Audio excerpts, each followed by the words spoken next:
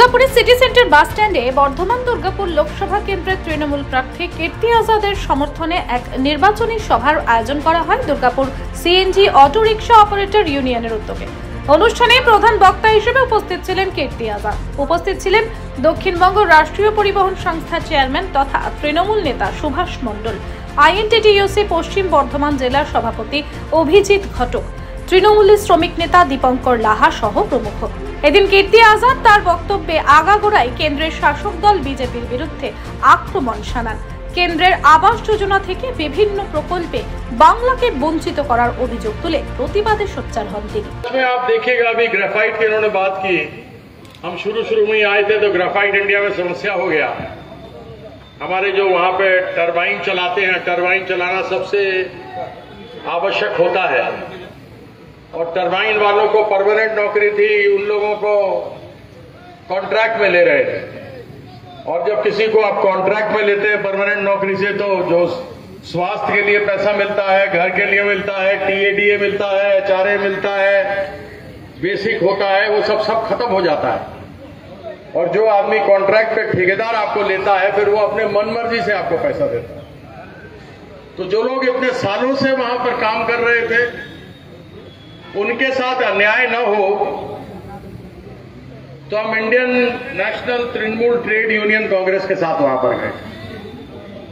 शांतनु जी ने भी बताया आपको कि किस तरीके से बात हुई। आधे घंटे के अंदर बोला, सर हम लोग अपना सारा कागज वागज वापस ले लेते हैं, आप प्लीज जाइए।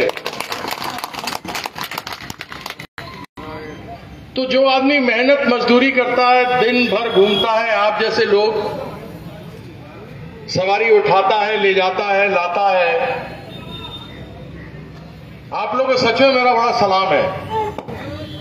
सब आप लोग को सलाम करते हैं और अपने लिए आप लोग ताली बजाइए, बजाइए ताली, कपड़े दीजिए। दिन रात मेहनत करना, साथ में परिवार को चलाना, और अभी आप लोग मेरे कारण से यहां 2 घंटा अपना बर्बाद किए हुए हैं, न जाने कितना कमा लिए होते। एक हम बोलेंगे, अभिजीत यहां पर आए हुए कि भैया हमारा बहुत रैली हो गया, बहुत मिचिल हो गया, एक तो ऑटो का भी रैली हो जाए तो कैसा रहेगा? कैसा रहेगा बताइए? होना चाहिए कि नहीं होना चाहिए? होना चाहिए। तो उसमें जो सबसे आगे ऑटो होगा, देखो हम हवाई जहाज उड़ा लिए हैं, गाड़ी चला लिए हैं, पानी का जहाज चला लिए हैं, हम घोड़ा गाड़ी चला लिए हैं, हम बैलगाड़ी चला लिए हैं, सिर्फ एक तो ऑटो नहीं चलाए अभी तक। तो सबसे आगे वाला ऑटो हम चलाएंगे, ठीक है? और उसमें पीछे बैठेंगे अभिजीत, और अपना कौन प्रेसिडेंट कौन है? प्रेसिडेंट अभिजीता है। और वो साथ में जो होगा और दूसरा सब में से कोई, वो दोनों को बिठाएंगे, लेकिन दोनों को किराया देना होगा। ऐसे फ्री में तो नहीं बिठाएंगे, क्या है? हाँ, लेकिन ध्यान रखना, जब हम कभी दुर्गापुर में रहेंगे तो हमको फ्री में चुपचाप बिठा लेना।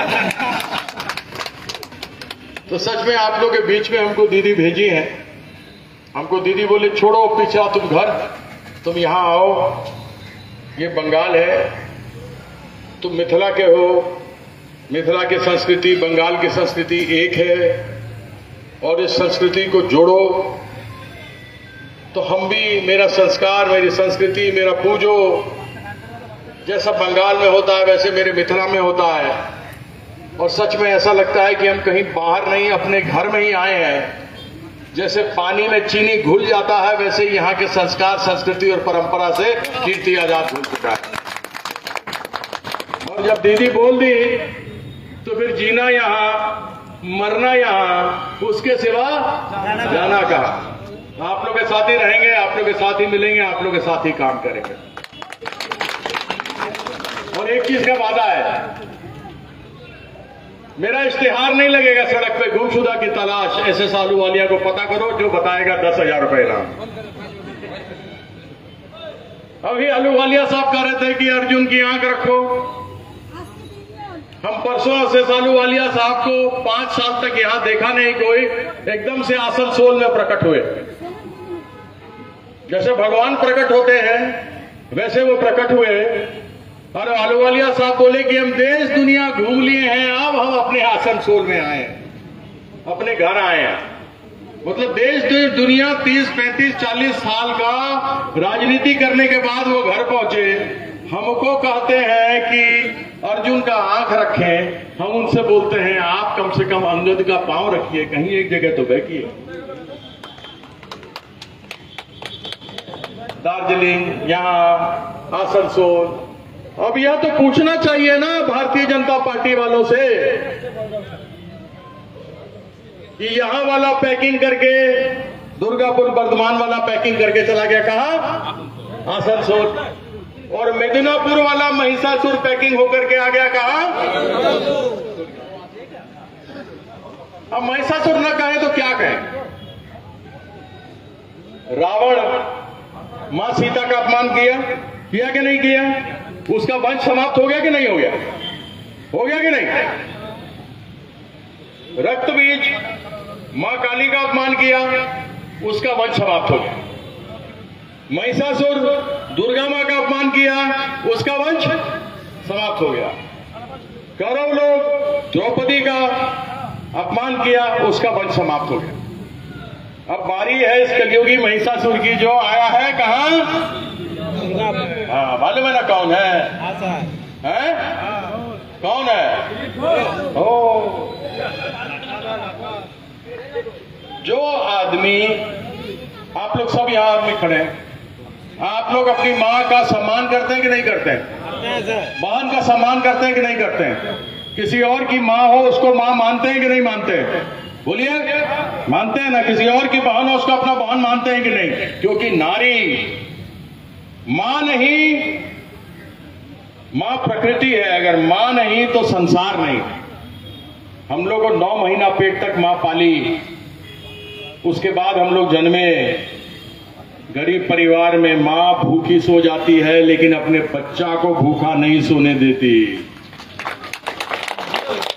उस मां का अपमान ये बीजेपी वाला। सीता माँ को तो सब जानते हैं ना, सही मायने में अतिव्रता अगर देखा जाए तो हम लोग की माँ, बहन, बेटी, हम लोग चाहते हैं सीता जैसी बने। 14 साल के लिए वनवास को चली गई, जाने का जरूरत नहीं था। अपहरण हुआ, वापस आई, अग्नि परीक्षा में वापस 2 छोटा बच्चा के साथ चली गई। जो कही पति मेरा परमेश्वर है, मैं इनकी सेवा के लिए साथ जा रही हूं। वापस आई, जब उनको निकाला हुआ तो बच्चा लेकर के गई। वही सीता मां जिसने सब कुछ त्याग दिया, राजसी ठाक भुक छाप दिया, अपने पति की सेवा की, अपने बच्चे की सेवा की, उसका नाम बीजेपी वाला नहीं लेता है। सिर्फ यही बोलता है जय श्री राम, जय श्री राम, जय श्री राम।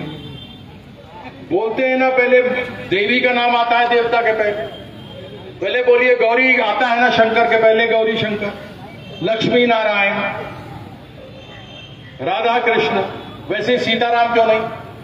सीताराम होना चाहिए कि नहीं होना चाहिए? मां सीता हम लोग की मां की तरह है, लेकिन ये लोग अपमान करता है। अभी आए हुए हैं मोदी जी, अब न जाने क्या फेंकेंगे। अब तक तो 2 करोड़ नौकरी हर साल देने वाले थे, 20 साल हो गया।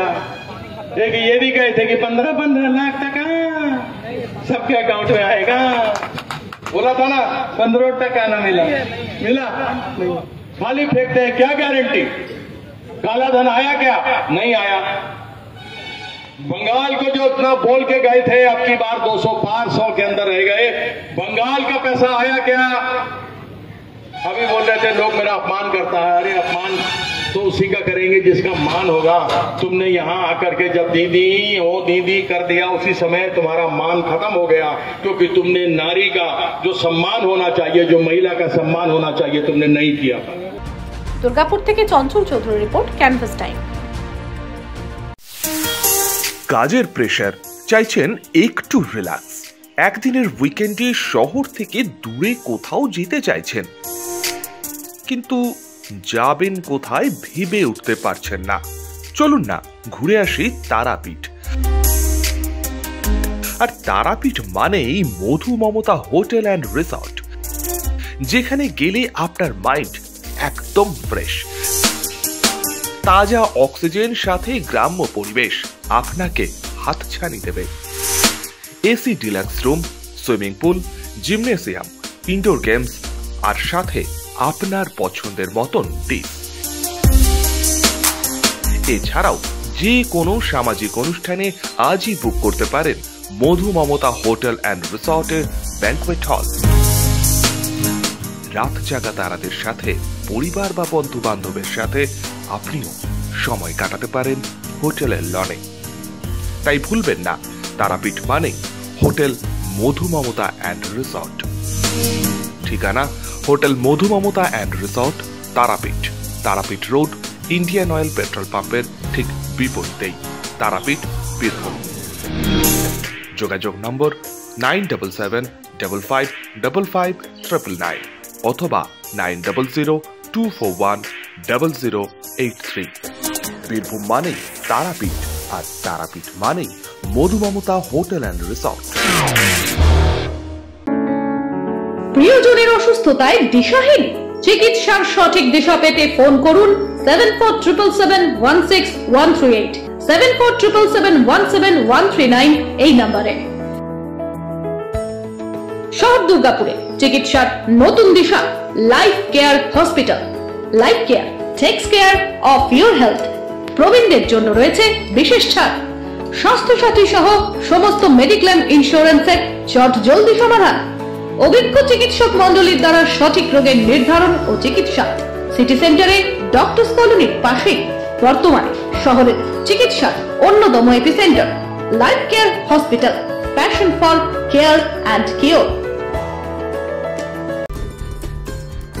সহজেই স্বাস্থ্যসাথী কার্ডের মাধ্যমে সুচিকিৎসার একমাত্র প্রতিষ্ঠান citizen hospital, Bidhannagar, Durgapur. Helpline number 9800897855।